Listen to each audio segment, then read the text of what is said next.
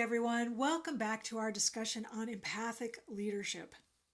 One question I get from my clients a lot is, what good is it to cultivate empathy? How is this going to help me be a better leader?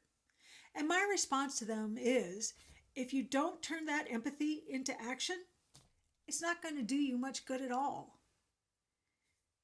That kind of personal empathy, where you have it as a part of your person, is kind of like having a treasure that you put in a vault. You know it's there, it's of value, you're richer for it, but it's sitting in a dark place somewhere where it can't really help you much. You need to take that treasure out into the light so you can actually utilize it for something better. And that's precisely the kind of empathy that I want my clients to be able to use.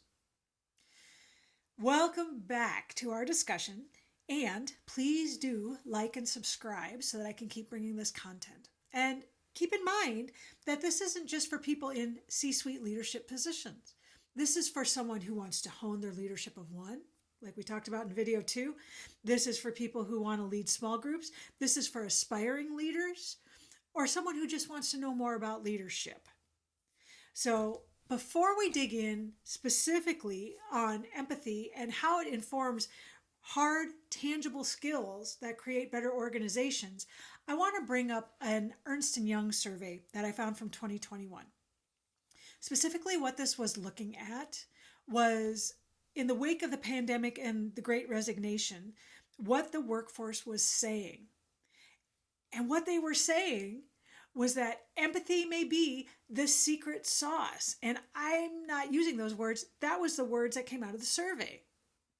Steve Payne, the Ernst & Young America's Vice Chair of Consulting, said as a response to this survey, empathy is not only a nice to have, but the glue and accelerant for business transformation in the next era of business. In this survey, a staggering 89% of employees agree that empathy leads to better leadership. In fact, 88% feel that empathic leadership inspires positive change within the workplace, and 87% say that it enables trust among employees and leaders. Additionally, 85% report that empathic leadership in the workplace increases productivity among employees. And if you want to know real, tangible benefits of leading with empathy, it can increase efficiency, according to this survey, by 87%, creativity by 87%, innovation by 86%, and company revenue by 81%.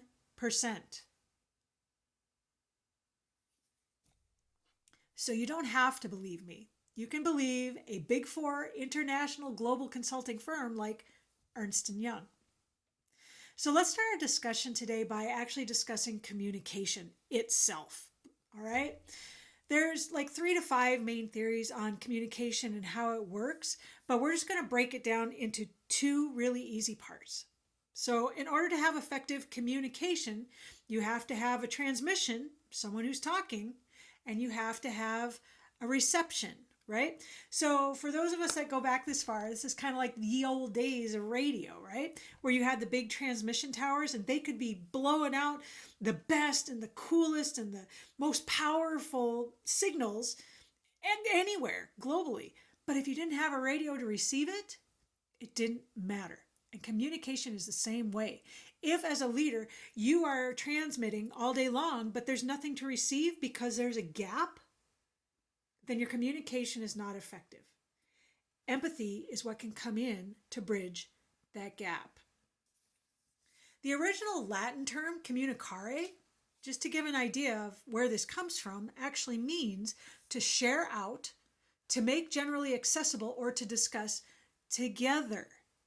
So what that means is that communication is a process that interactively, by nature, is participatory on all levels. So it's not enough to have an active transmission. You have to have an active reception or listener. It's participatory. Both parties have to be involved. So that's a basic idea of communication. Let's give a basic definition of empathy and realize that empathy actually has 3 states involved. First, the person feels what another person is feeling. right? Second, in response to that, another feeling is generated. So, for instance, if that first person is feeling something dark, sad, depressing, then the feeling you may get from empathy is uncomfortable or sad with them or depressing. The third part is that some kind of action is spurred as a reaction to the emotions being felt. Let's back this up a little more. This is only true if you're dealing with emotional empathy, because remember, there's more than one kind. There's cognitive empathy, where you logically get what's going on, but you don't feel it. And there's also sympathy, where you would say, I feel sorry for you, which can actually cause negative emotions because it's perceived as pity, and nobody wants to be pitied. Actual emotional empathy says, I feel with you because I can feel that emotion.